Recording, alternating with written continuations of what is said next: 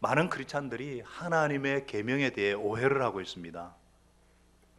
이 계명이라는 것이 어떻게 살아야 되는지 가르쳐 주는 것이고, 우리가 결국 계명대로 살 수 없다는 것 깨닫게 되어서 예수님을 찾게 만드는 역할이다. 그 다음 우리가 예수님을 영접한 후에는 이 율법은, 계명은 소용이 없다, 이런 오해를 가지고 있는 사람이 있어요. 그렇기 때문에 우리 주위에 그 생활을 보면은 크리스찬이 아니에요. 그럼에도 자기는 구원받았다 그러면서 스스로 크리스찬이라고 믿는 이유가, 내가 영접 기도도 했고 확신이 있으니까 나는 구원받았다 그러면서 이 생활과 신앙을 별개로 만들 수 있는 것이 바로 이 잘못된 오해에서 나온 것입니다. 그래서 믿음만 있으면 되고 계명은 필요 없다, 잘못된 확신입니다. 여러분은 믿음과 계명과의 관계를 잘 아실 것입니다. 계명을 지켜서 구원받는 것은 아닙니다. 제가 늘 말씀드리지만 착한 일에서 천국 가는 것이 아니듯이 하나님의 뜻대로 산다고 해서 살아서 구원받는 거 아니에요. 오직 하나님의 은혜와 주 예수 그리스도를 믿음으로 구원을 받습니다. 그런데 하나님의 계명은 우리에게 복으로 주어졌습니다. 야고보서 1장 25절에 말씀하고 있듯이 자유를 주는 이 완전한 율법이라고 그랬어요. 자유를 주는 이 율법을 잘 살펴서 그대로 지키는 사람은 뭐라 그랬어요? 그 행한 일에 복을 받을 것이다. 우리로 하여금 진정으로 자유로운 삶, 복된 삶을 살도록 하기 위해서 계명을 주셨어요. 그래서 우리가 구원을 받았으면 그 복을 누리기 위해서 계명을 지켜야죠. 그래서 예수님을 영접하고 하나님의 뜻대로 사는 사람은 그 삶과 생활에 변화가 오지 않을 수가 없습니다. 예수님을 영접했다면서도 1년이 지나고 3년이 지나고 5년이 지나고 10년이 지났는데 생활의 변화나 삶의 변화나 사고방식의 변화가 없다면 그런 사람이 어떻게 예수님을 영접한 사람인가 심각하게 살펴봐야 합니다. 그렇기 때문에 믿음만 있으면 되고 계명은 필요 없다고 오해하는 분이 혹 우리 가운데 있다면 오늘 예수님의 말씀을 심각하게 받으시기 바랍니다. 우리가 지난 시간에 살펴봤듯이 예수님은 계명의 완전성, 영구성에 대해 말씀하셨죠. 예수님은 율법을 완성하러 오셨다 그렇게 말씀하셨고, 또 18절에 천지가 없어져도 율법의 1.1획도 없어지지 않고 다 이루어질 것이다 말씀하셨어요. 그러시면서 20절에 너희의 의가, 너희의 행실이 정말 율법학자들과 바리새파 사람들의 의보다 낫지 않으면 결단코 하늘나라에 들어갈 수 없다. 율법학자 바리새인들은 뭐예요? 율법을 지키는 것을 인생의 목표로 삼는 사람들입니다. 이런 그들에게 예수님의 말씀은요 충격으로 들렸을 거예요. 이들의 문제가 무엇입니까? 그들이 하나님의 계명을 잘 지킨다고 했지만 하나님의 계명을 규율로, 규칙으로 만들어 버렸어요.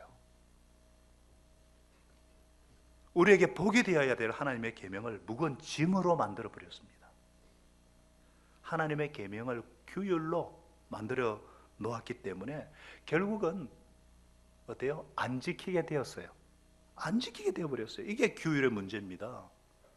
너무 복잡하면 도리 안 지켜요. 우리 교회도 복잡한 규율을 만들지 않으려고 하는 이유가 여기 있어요. 자꾸 복잡해지면 그 규율이 생기게 된 목적을 잊어버리게 되고 힘해지고 끝에 가서는 그냥 안 지키는 결과를 가져오기가 쉽습니다. 예를 들어 볼까요? 고르반 아시죠? 고르반.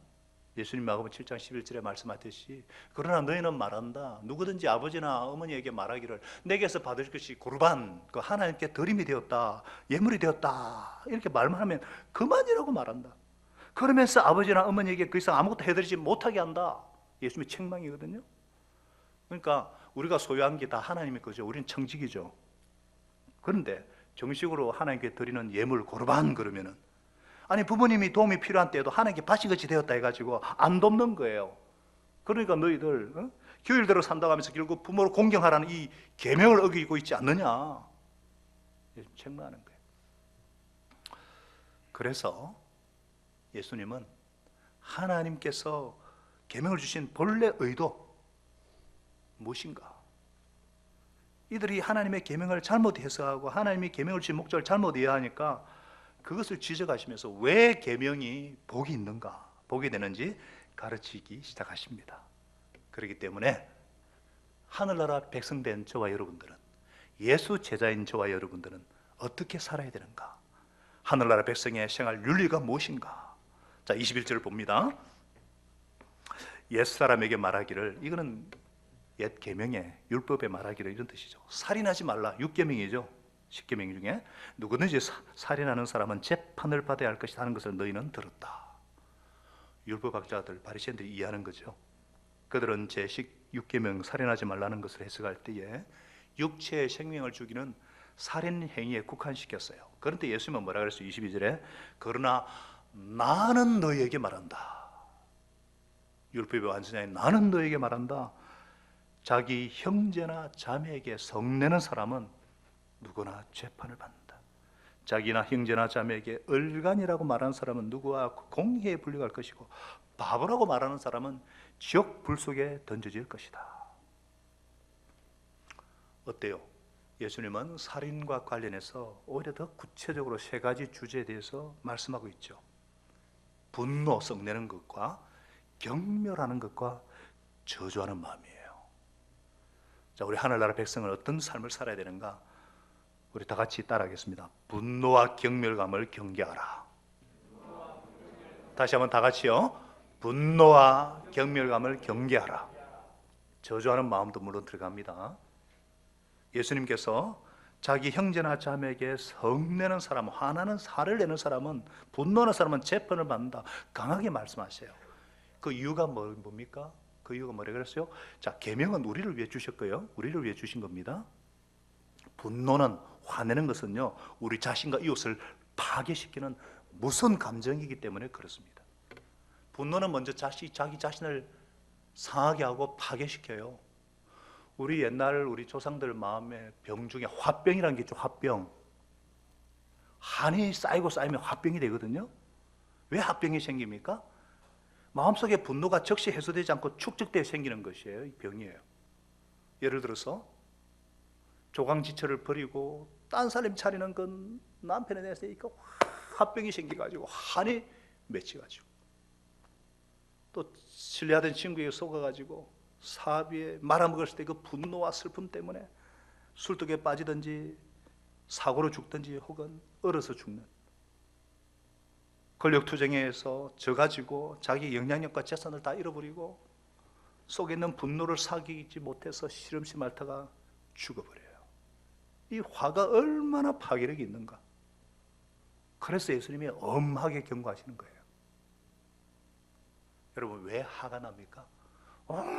신경질나. 왜 화가 나죠? 영국에서는 앵그리 버드 그러죠. 앵그리 버드. 앵그리 버드 게임도 있더라고요. 신경질나. 왜 화가 납니까? 이게 열받아. 이게 좌절감 때문이 아닐까? 누가 내 의견에 거슬린다든지, 내 앞길을 막든지, 하고 싶은 거 못하게 하든지, 운전하는데 끼어들지 하면 막 분노를 하잖아요. 그래가지고 쫓아가지고 보복 운전해가지고 죽여버리기도 하고. 이런 분노 얼른 해결하지 않으면요, 내 앞길을 막는 사람들에서 반드시 복수하게 되어 있어요. 그래서 적극적인 사람은요, 때리면 마저 때리고, 욕하면 욕하고 부숴버리고 복수하고, 소극적인 사람은요, 음성적으로 복수합니다. 사생활을 끄집어내어서 손해를 끼친다든지, 그 사람과 친한 사람을 이간질시켜 놓는든지, 분노는 반드시 복수를 초래하게 됩니다. 그래서 예수님은 이 분노 단계에서 해결하라는 거예요. 아니면 살인까지 이른다는 겁니다. 유태인들을 학살한 그 히틀러라든지, 그 미국에 빈번하게 일어나는 이 총기 사고, 우리나라의 그 보복 운전, 이 전부 다 공통점이 뭡니까? 해결되지 아니한 축적된 분노의 표출이에요. 이 분노 문제가 살인에까지 이르기 전에 초기에 잘라버려야 된다는 겁니다. 그래서 여러분, 사도 바울도 에베소서 4장 20절에 뭐라 그랬어요? 화를 내더라도 죄를 짓는 데까지 이르지 않도록 하라. 죄는 짓지 마라 그랬어요. 뭔가 화 자체는 죄가 아닙니다. 자연스러운 반응이에요. 갑자기 막 시루무시하고 끼어드는데 막 화가 나잖아요. 안 나면 그 사람 이상한 사람이에요. 화가 난다는 것은 그 사람이 살아있다는 거예요. 그러나 화가 난 다음에 그 다음에 어떻게 처리하는가, 내가 어떻게 처리하는가, 그게 중요해요. 그래서 해가 지도록 노여움을 품고 있지 마라 그랬어요. 해가 지도록 악마에게 틈을 주지 마라 그랬어요. 이 화는, 이 분노는 나를 파괴시키고 이웃을 파괴시키고 악마가, 마귀가 역사할 수 있는 통로를 열어줍니다. 그래서 우리 성도님들은 지금 푸세요. 화 푸세요. 저를 보고 지금 인상 기리고 있는 사람이 있는데 푸셔요. 저를 보시고. 우리 성도님들은 이 시간 자기 마음을 돌아보아가지고 분노가 있는지 없는지 잘 살펴보시기 바랍니다. 분노가 차오를 때마다 십자가를 바라보고 십자가에서 아버지야 용서의 기도를 드리신 예수님을 생각하고 정말 이럴 수밖에 없는 나를 있는 모습 그대로 인정하고 성령님께 상한 심령으로 아뢰시기 바랍니다. 주님, 내가 왜 이 분노가 생깁니까? 그래서 이 분노함, 이것을 해결받으셔가지고 예수 제자답게 우리가 천국 백성답게 분노에서 자유로운 삶을 사시기를 예수님 이름으로 축복합니다.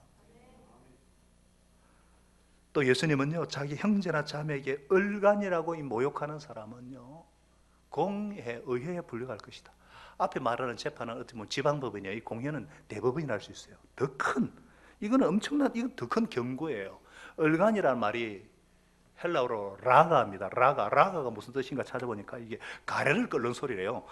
가래 뱉기 전에 아주 경멸감을 가지고 이 모욕감을 주는 거. 이 경멸은요, 분노보다 더 악하다는 겁니다. 분노는 행동으로 나타나지만 이 경멸감은 나는 너에게 복수조차 생각 않겠다, 상관조차 하지 않겠다, 그냥 무시하는 겁니다. 담을 확 쌓아버리는 거예요. 극단적인 무관심의 표현입니다. 경멸하는 것. 경멸하는 것. 자녀는요, 차라리 부모가 야단치면요, 화를 내면요, 그게 관심의 표현으로 생각해요. 애들이 땡깡 부리는 것도 있지 않습니까? 고집 부리는 것도 관심 받고 싶은 몸부림이에요. 가만히 놔두면 무관심으로 느낍니다. 내가 죽은 자식인가? 그래서 자녀들은 야단을 맞으면서도 관심 받기를 원해요. 깨어진 가정의 애들은요, 그런 관심을 못 받으니까. 그래서 평소에 자녀들에게 관심과 사랑을 많이 해주고, 때를 쓰면 그때는 왕무시하고 무관심하면요, 우리 애들은 그렇다고요. 스스로 기면서 알아서 고치더라고요. 애들은 분노가 무관심보다 낫다는 것을 알아요. 이처럼 경멸감은 극단적인 어떤 무시하는 이 경멸감은 더 나쁘다는 겁니다. 우리 지난 시간에도 잠깐 영상을 봤지만은 신들로 리스트 2차 대전 때 많은 유대인들이 학살될 때 그 참상, 물을 뿌려준다면서도 가스를 투입해가 다 죽여버리거든요. 생체 실험해가지고 마루타, 이런 잔혹한 짓을 저질렀던 나치들이 원래는 건실한 사연들이고 자상한 남편이고 아버지들이었어요. 왜 이렇게까지 변했는가? 유대인들에 대한 경멸감 때문이에요. 여러분, 이 경멸감은요, 어떤 짓을 해도 신경 쓰지 않을 정도로 양심을 마비시킵니다. IS들, 테러 분자들을 그렇잖아요. 이 극단적인 경멸감 때문에 수백 명을 죽이고도 처형 장면을 그냥 보냅니다. 그 정도로 무서운 거예요. 우리는 이 경멸감을 해결해야 됩니다. 그럼 내가 상대를 경멸하는지 안 하는지 어떻게 알 수 있어요? 난 저 사람 상대도 하기 싫다. 사람 같지도 않아서 상정하기도 싫다. 경멸감입니다. 조심하셔야 돼요. 우리 성도님들은 마음속에 있는 이 분노뿐만 아니라 경멸감을 예수님의 십자가로 해결하셔서 자유로워지시기를 기도드립니다. 제가 더 길게 하고 싶지만 이 본문 때문에 다 다룰 수가 없어요. 자, 22절 하반절에 보니까 예수님은 자기 형제나 자매를 보고 바보라고 말하는 사람, 미련한 놈이라고 말하는 사람 지옥 불에 던져질 정도로 제일 나쁘다는 거예요. 우리도 에이 바보같이 저렇게 생각이 모자라가지고, 우리는 좀 바보그라면 좀 지능이 낮다, 골빈스키 골이 좀 비었다 이렇게 하는데 유대인들에게 바보는요, 이게 심각한 겁니다. 지혜가 없는, 그러니까 하나님을 인정하지 않는 사람을 볼 때 바보라 그래요. 시편 14편 1절에 어리석은 사람은 그 마음에 하나님이 없다. 그러니까 하나님을 인정하지 않는 천벌받아 마땅한 사람이다. 이게 바보예요. 우리나라 말로 벼락 맞아 죽일 놈이 있죠. 우라질 놈, 우라질이라는 게 오라질 받을 놈 이런 뜻인데, 벼락 맞아 뒤질 놈 이런 뜻이에요. 아니, 천벌받기를 원하고 하나님의 저주가 내려지기를 원하니까 그 정오심이 저주하는 마음이 얼마나 크겠어요. 그래서 이 저주하는 마음은 가장 악하다 말씀하시는 거예요. 여러분, 깨어진 가정에 자란 애들 보면요, 10원짜리 욕을 달고 다녀요. 막 저주하잖아요. 저주받은 인생이 될 수밖에 없어요. 이 저주의 말에는 파괴력이 있습니다. 하나님은 저주하는 말을 굉장히 싫어하셔요. 5조였으면 내가 너희에 들리는 말을 그대로 내가 시행하리라 그랬을까? 부정적인 말의 파괴력이 너무너무 크잖아요. 인터넷상의 그 한마디 저주가 자살을 초래합니다. 괜히 잘 사는 부부 질투해가지고 막 아이고 싸워서 이혼이라도 하면 좋겠다. 그럼 진짜 이혼해요. 저 양반 싹 망하면 좋겠다. 어떤 사람은 아이고 전도하다가 말 안 듣는다고 그래 지옥이나 가라. 절대 안 됩니다. 말 조심하셔야 돼요. 내년에 변화의 삶 우리가 공부할 건데 말의 영향력에 대해서 아주 깊이 다룰 겁니다. 그때 좀 더 살펴보기로 하고요. 유대인들의 문제가 바로 이것입니다. 내가 사람만 안 죽이면 내 마음속에 끓어오르는 분노, 경멸감, 저주를 갖고 오면서 나는 거룩한 사람이다 착각한다는 거예요. 예수님께서 이거 지적하고 계시죠. 정말 내 마음속에 분노, 경멸, 저주를 해결하게 되면 사람 죽일 수 있겠어요? 없습니다. 이게 진짜 주님이 말씀하시는 의의 실체예요. 여러분, 항상 유대인들은 바깥 어떤 외적인 거 보이는 것에 집중을 했어요. 썩은 불결하고 썩은 문드러뜨지고 썩고 분노와 경멸과 저주로 꽉 차 있으면서 예수님은 엄하게 분노와 경멸감과 저주에 대해 경계하라 말씀하십니다. 왜 이러면 안 된다고 말씀드렸어요? 왜 안 돼요? 우리를 위해서요. 나를 위해서. 우리가 그것에서 벗어나야 자유로울 수 있으니까, 행복해질 수 있으니까, 복을 받을 수 있으니까. 그래서 계명을 주신 거예요. 자유로우신 삶을 살고 축복된 삶을 살라고, 행복한 삶을 살라고 계명을 주셨습니다. 할렐루야. 계명은 우리에게 복으로 주신 거예요. 그래서 그러면 우리는 어떻게 살아야 됩니까? 분노와 경멸감과 저주 대신 우리는 어떻게 해야 돼요? 여러분, 마태복음 5장부터 7장까지는 매일 한 번씩 읽어도 좋아요. 매일 전체 연결되기 때문에. 이 마태복음 5장 7장에는 하늘나라의 원리, 하늘나라 백성의 어떤 삶의 윤리가 들어있잖아요. 이 하늘나라와 관계있잖아요. 마태복음 4장 17절에 예수님께서 회개하여라, 하늘나라가 가까이 왔다. 그러면서 이렇게 선포하기 시작하시는 거거든요. 하늘나라, 그러니까 천국이죠. 하나님의 통치권이 다 이루어지는 영역. 하나님의 내 마음을 다스리면 내 마음이 천국이 되고, 우리 가정을 다스리면 우리 가정이 천국이 되고, 이곳을 다스리시면 이곳이 천국이 되는데, 우리가 정말 미움과 경멸감과 저주에서 벗어나기 위해서는 예수님을 영접해서 하나님의 통치 밑으로 들어가야 된다, 이 말씀이에요. 아멘. 분노나 이 경멸감이나 이 저주의 문제가 생길 때 내 힘으로 해결하지 말고 얼른 하나님께 시선을 돌려야 합니다. 예수님을 주님으로 모셔야죠. 주님의 다스림을 받아야죠. 여러분, 천국이 가깝다는 것은요, 시간적으로 뿐 아니라 물리적으로 가깝다는 거예요. 하나님의 통치권은 우리 가까이 있기 때문에 그 능력을 얼른 붙잡아야 된다는 거예요. 내가 해결하려 하지 말고 하나님께 도움을 요청하고 정말 상한 심령으로 주님 앞에 서면은, 시편 51편에 우리 시편 기자가 이렇게 말씀했잖아요. 17절에 하나님께서 원하시는 제물은 찢겨진 깨어진 마음이에요. 찢겨진 마음이에요. 오 하나님, 주님께서는 이 짓밟힌 심령, 찢겨지고 짓밟힌 마음을 멸시하지 않으십니다. 그냥 내 부패한 모습 그대로, 부패성 그대로 주님의 은혜의 보좌 앞으로 나아가는 거예요. 주님을 바라보고 그 다음에, 그리고 난 다음에 상대방을 사랑할 수 있는 힘을 달라고 기도하는 거죠. 기도해야죠. 내가 결심한다고, 내가 조심한다고 안 됩니다. 잘 안 돼요. 내 마음에 하나님의 사랑이 부음받고 사랑이 채워지면 저절로 해결이 됩니다. 저절로 없어져요. 적극적으로, 소극적이 아니라 적극적으로 하나님의 사랑으로 채워지도록, 이를 위해서 하루 20분은 기도하셔야 돼요. 그래서 목자서에게 하루 20분 기도하는 게 다 들어있잖아요.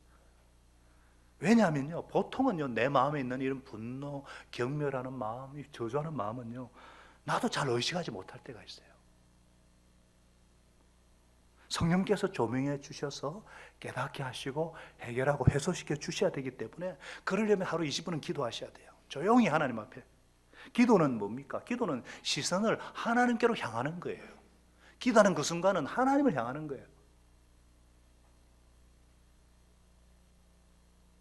기도의 가장 중요한 정의는 상황과 내를 보는 데서 하나님을 바라보는, 하나님께 시선 돌리는 거예요. 여러분, 이것만 알아도 기도할 수밖에 없어요. 그런데 사랑을 달라고 내가 기도한 후에 다 기도하고 나면 그 사람 본다고 사랑이 막 생깁니까? 안 생겨요. 그런 일 없어요. 그럼 기도하면 다 성자되게요. 기도하는 가운데 그 사람의 입장에서 보게 되는 거예요. 기도하는 가운데, 그런 환경 가운데 있을 수밖에 그 사람의 고통이 이해가 되는 거예요. 그 사람에 대한 연민의 마음이 생기게 하시고 용서하고 용납하는 은혜를 주님께서 부어주십니다. 그래서 기도하는 거예요. 주님과 십자가를 바라보시기 바랍니다. 사랑하는 여러분, 주님께서는 이런 분노하는 마음, 경멸감, 저주하는 마음을 강하게 경고하십니다. 너무 파괴력이 크기 때문에 이웃에게, 우리에게 상처를 주니까, 그러나 하늘나라가 가까이 왔어요. 예수님이 계셔요. 성령님이 내 안에 계셔요. 우리와 함께 계셔요. 주님 바라보시고 기도하셔서 하루하루 해결하셔서 자유롭게 되시기를 예수님의 이름으로 축복합니다. 두 번째, 하늘나라 백성은 어떻게 살아야 되는가? 화해를 추구하라. 다 같이요. 화해를 추구하라. 기독교 생활 유리는 한마디로 사랑이죠. 이걸 꽉 쥐어 짜면은 사랑이 뚝 떨어진다 그랬죠. 근데 이 사랑이라는 게 굉장히 추상적이잖아요. 좀 더 쉽게 아주 구체적으로 다른 표현을 쓰면 관계입니다. 관계. 하나님과 올바른 관계, 이웃과의 올바른 관계를 형성하고 유지하는 거, 이거 예수님이 말씀하셨잖아요. 가장 중요한 계명이 뭡니까 하니까 신명기 6장 5절과 레위기 19장 18절 인용해가지고 마태복음 22장부터 예수님께서 말씀하시잖아요. 마음을 다하고 목숨을 다해서 주님을 사랑하라. 그리고 똑같아. 가장 초고점인데 둘째 계명도 이것과 똑같다. 이 말은 똑같이 중요하다. 이웃을 네 몸처럼 사랑하여라. 여기에 온 율법과 예언서의 본뜻이 다 들어있다는 거예요. 성경의 핵심이라는 거예요. 한마디로 신앙생활에서 가장 중요한 것이 뭐냐? 하나님과 이웃과 올바른 관계를 형성하며 유지하는 것이다. 우리 주님께서는 관계를 원하시는데 유대인들은 이것을 규율로 바꿔버렸어요. 그래서 하나님과의 관계도 엉망이고 이웃과의 관계도 엉망이면서 나는 규칙을 잘 지키고 있으니까 나는 의인이다, 나는 거룩하다, 착각 가운데 살고 있는 겁니다. 이게 문제예요.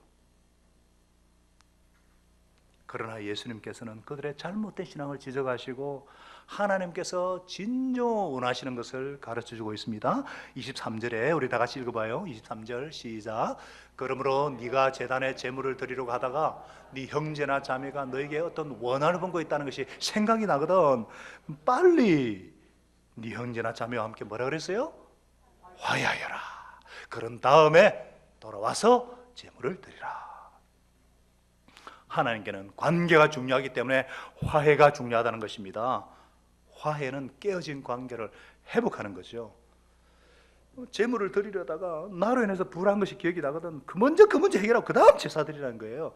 이 제사, 제물, 예배잖아요. 예배. 이거는 하나님과 관계를 회복하고 관계를 확인하는 예식인데, 근데 사람과의 관계가 삐뚤어져 있는데 이거 무시하고 하나님과 관계만 집중하는 이런 제사 드릴 때 하나님이 이거 기쁘게 받으시겠는가? 이 말씀이에요. 제사 드리기 전에 먼저 틀어진 관계 회복하고 와서 하나님과의 관계 정립하라. 하나님은 관계를 소중히 여기십니다. 그렇기 때문에 예수 제자는, 하늘나라 백성은 화해를 추구해야 합니다. 유대인들은요, 이 제사 종교의식만 잘 드리면 된다고 착각해 듯이 우리도 그런 경우가 있어요. 우리도 그렇게 쉬워요. 열심히 교회 봉사하고 열심히 활동하고 섬김이다 보면요, 이거 잊어버리기 쉬워요. 관계를 놓칩니다. 어떤 교회에서요, 문제가 생겨 서로 갈라졌어요. 서로 자기들이 교회 주인으로 인정하면서 주장을 하면서 상대를 고소를 합니다. 한 그룹은 학교에서 예배드리고 한 그룹은 공원에서 예배드리고, 그렇게 서로 예배드리는데 그런 예배 하나님이 기뻐 받으실까? 받으실까? 성탄절이 되면은요, 오히려 기쁘고 즐겁고 하늘의 영광 땅에서는 평화, 더 분열이 일어나요. 교회에 성가대 지휘자가 성탄절 음악회 준비한다고 대원들을 어느 따라와 주지 않다고 막 지휘봉을 던지고, 어떤 때는 여자 대원한테 막 울리기도 하고 그러니까 아름다운 공연을 했다고, 이거 하나님 기뻐하실까요? 우리도 그렇게 되기 쉽습니다. 하나님은 관계가 중요하기 때문에 예배보다 화해를 더 중요시 여깁니다. 화해를 원하십니다. 하나라는 거 원하십니다. 그럼 우리 존귀하신 우리 미래로 성도님들은, 귀하신 여러분은 관계가 중요하다는 것을 아시고 아름다운 관계 위에서 사역을 섬기시기를 예수님의 이름으로 간절히 부탁드립니다. 이처럼 하나님께서는 화해가 중요하기 때문에 화해 기회 놓치지 말아라. 25절이 그 말씀이에요. 이런 장면을 그려보면 되죠.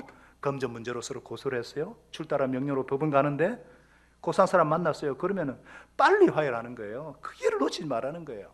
그러면서 26절은요, 예수님의 아주 독특한 유머인데, 이것도 화해할 기회를 빨리 잡아라 그래요. 잘못하다가는요, 고소 사건에 말려가지고 마지막 한 푼이라도 다 잃어버리지 말고, 권리 주장하다 보면은 썸뿌리가 남기 때문에 파괴됩니다. 서로 간에. 재판보다 화해를 추구해야 되는 거예요. 그렇다고 그렇잖아 고소하면 안 된다, 그런 의미가 아닙니다. 재판하게 되면 서로 상처만 남고 썸뿌리만 남기 때문에 어떤 때는요, 상대가 나를 소송했을 때, 나에 대한 어떤 그게 있을 때 먼저 전화해가지고 내가 그렇게 억울하게 했군요. 어떻게 하면 화를 풀 수 있겠어요? 그러면 마음이 풀려가지고 소송을 취할 수도 있어요. 나로 인해 뭔가 억울한 일이 생기면은요, 먼저 내가 좀 손해보더라도 화해를 추구하라는 거예요. 그러나 진짜 말도 안 되는 요구를 하면은 법정에 가더라도 복수심은 버려야 된다. 그러니까 전부 다 화해, 관계를 중요하게 여긴다는 거예요, 하나님은. 그래서 우리가 정말 하늘나라 시민답게, 우리가 이 땅에 살다 보면요, 온갖 물질 문제나 어떤 문제 때문에 막 서로 형제들끼리도 이렇게 이 세상 상처 줄 수가 있어요. 오늘 정말 오늘 말씀처럼 우리가 하늘나라 백성답게 우리가 하늘 화해를 추구해서 하나님이 원하시는 하늘나라 백성으로서의 참된 행복을 누리시고 하나님께 영광 돌릴 수 있기를 예수님 이름으로 축복합니다. 그렇게 부탁드려요. 세 번째 하늘나라 백성은요, 순결을 추구해야 된다. 다 같이요, 순결을 추구하라. 순결을 추구하라. 27절에 간음하지 말아라 한 것을 너희가 들었다. 율법학자들과 바리새파들을, 유대인들의 윤리관입니다. 이들에게 있어서 간음은요, 남의 아내와 자는 겁니다. 그래서 유대인이 아닌 이방인들이나 혹은 이방인의 아내, 여종과 동침은 괜찮았어요. 그러나 예수님은 그건 너희들의 규칙이고, 예수님은 여자를 보고 음욕을 품는 자마다 이미 마음으로 그 여자와 간음한 것이다. 예수님이 말씀하시는 간음은 하나님 앞에서 일생을 같이 살겠다고 서약한 배우자 외에 성적인 관계를 갖는 것은 다 간음이다. 마음으로부터도 음욕을 품는 것은 간음이다. 예수님께서 여자를 보고 음욕을 품는 것을 간음이다 그랬는데 도대체 음욕을 품는다는 건 뭔가? 도대체 이런 무슨 의미인가? 아닌 것부터 말씀드릴게요. 아닌 거. 먼저 성적인 생각이 머리를 스쳐 지나가는 것은 아닙니다. 사춘기 청소년들은 1분에 한 번 걸로 성적인 생각이 그냥 나게 돼 있어요. 남성 호르몬이 2만 배나 더 증폭되기 때문에 주체를 못합니다. 제어가 되는 것이 아니기 때문에. 이거는 아니에요. 우리 젊은 학생들 또 예쁜 여자 보고 한번 사귀어 봤으면 어떻게 해봤으면 욕구가 생기는 것도 그거 아닙니다. 이거는 시험입니다. 시험이 닥칠 때 어떻게 결정하는가에 따라서 죄가 될 수도 있고 섭리가 될 수도 있어요. 어떤 사람은 시험을 받는 거하고 죄 짓는 것을 구별을 못해요. 시험 받는 것에 지나지 않는데 그 사실 하나로 막 자신에서 막 정죄하고 막 불결해하고 막 절망하고 막 자포자기하고 아니 누가 막 미운 생각이 치솟는 거 이거는 죄가 아니고 시험이라 그래요. 시험. 여기서 음욕을 품고 본다는 것은요 욕정을 가지고 음흉한 눈으로 의도적으로 계속 쳐다보는 겁니다. 분사형이에요. 계속 쳐다보는 걸 말하는 거예요. 예쁜 여자가 있다고 쳐요. 괜히 눈독을 들이고 남의 아내라고 칩시다. 괜히 슬슬 만날 기회를 만들어요. 고민 비슷한 문제가 생길 때 아내 말고 이 여자한테 가서 의논합니다. 나는 정말 못된 여자와 사는 불쌍한 남편이에요. 이런 인상을 주고 막 혼자 있을 때 머릿속으로 온갖 상상을 다 해요. 이래고도 율법학자가 바리새인들은 간음이 아니라는 거예요. 몸을 섞지 않았으니까. 그러나 예수님은 no, 아니라는 겁니다. 우리 주위에는요 음욕을 품고 온갖 간음을 하면서도 자기가 간음하는 것을 인정하지 않는 사람들이 많아요. 음란물을 보고 이상한 것을 보고 실행에 옮기지 않았으니까 괜찮다지만 얼마나 간음을 하고 있느냐 이 말이에요. 요새는요 인터넷 대화방 뭐 그래 남편 아닌 남자 아내 아닌 여자 대화하고 이거 심각한 정신적인 간음이죠. 동창회 모임 조심하셔야 합니다.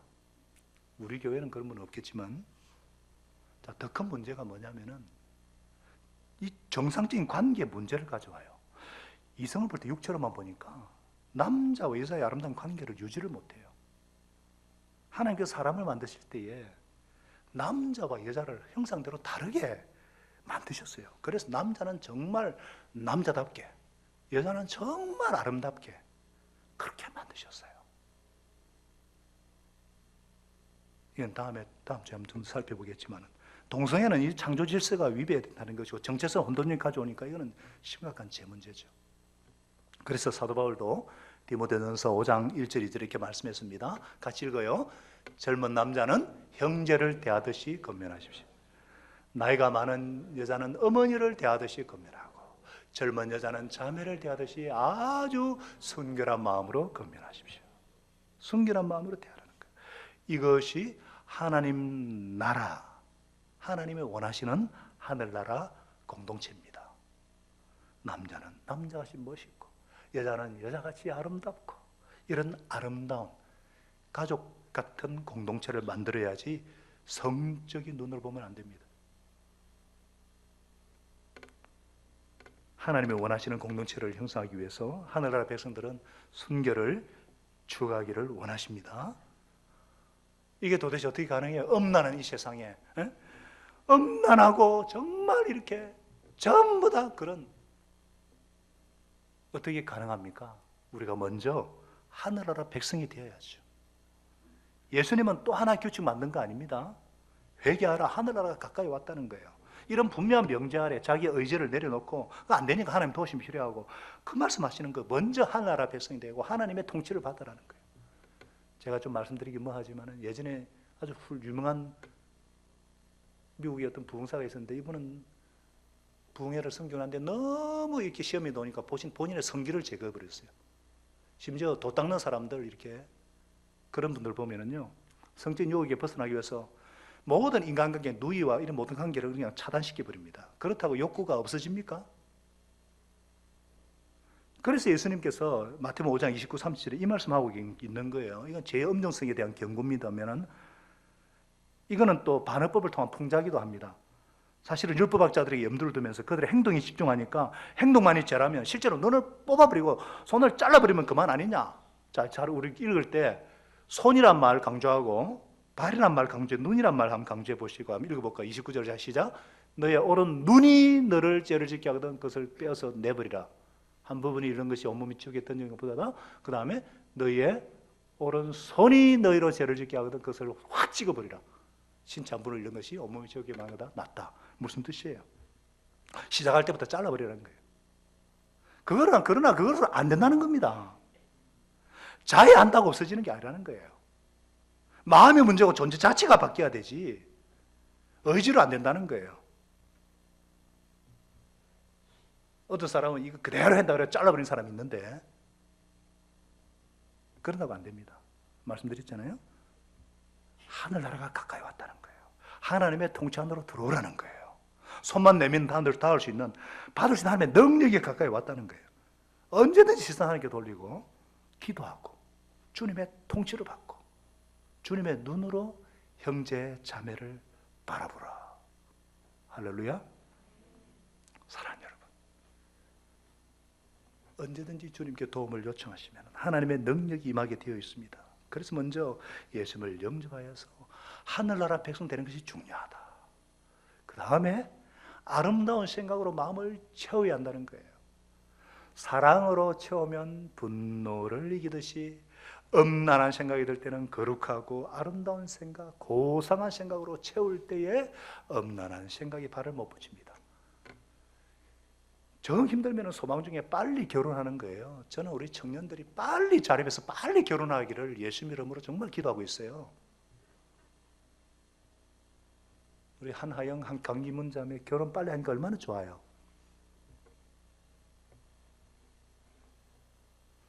그러나 이 성적인 유혹으로 가득 차 있는 꽉 차 있는 세상, 성적인 것들로 꽉 차 있는데 이거 어떻게 몰아내는가?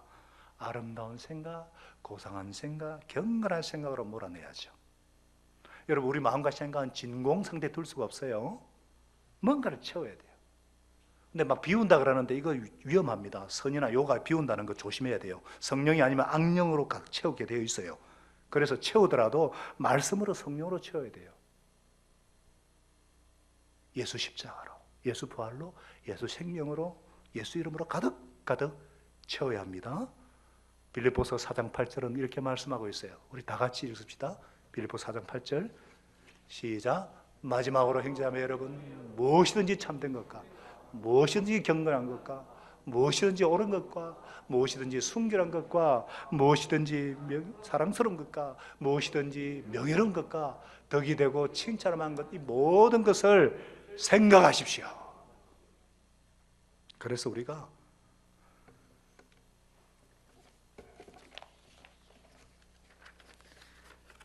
이 주보를 잘 하는, 주보에 항상 금주의 암송 구절이 늘 암송 구절이 있잖아요. 아담스 바이블이 늘 말씀을 암송하고 묵상하는 거예요.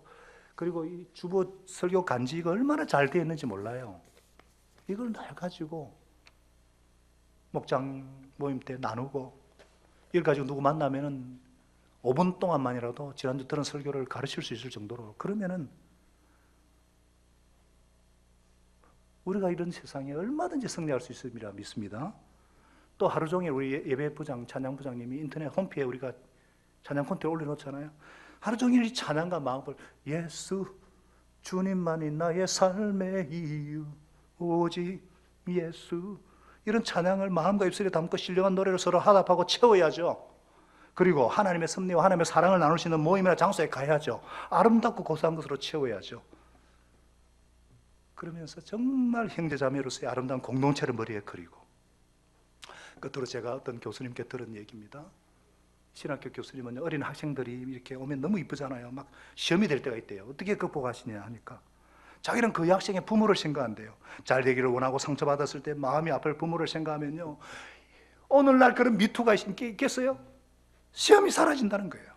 우리 어떤 유혹에 끌릴 때 기억을 하는 겁니다. 저 사람이 잘 되기를 원하는 부모가 있고, 저 사람이 의지하는 아내가 있고, 남편이 있고, 상처받을 아들, 딸이 있고, 내가 관계하고 있는 이 공동체가 어떤 상처를 받을 것인가, 미칠 영향력을 머리에 그릴 때에 시험이 사라진다는 거예요.